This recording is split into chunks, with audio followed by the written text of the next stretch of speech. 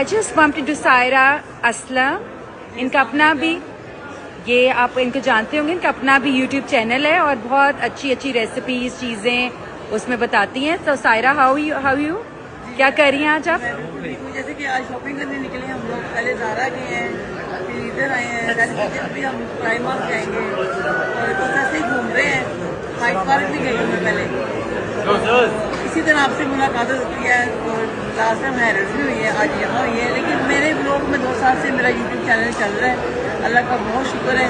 तो इसी तरह मैं वीडियो दिखाती हूँ, कभी कुकिंग भी बनाती हूँ और कभी इसी तरह मैं शॉपिंग करने जाऊँ या अपनी फैमिली के साथ डे आउट करूँ तो वो वीडियोस में बनाती हूँ।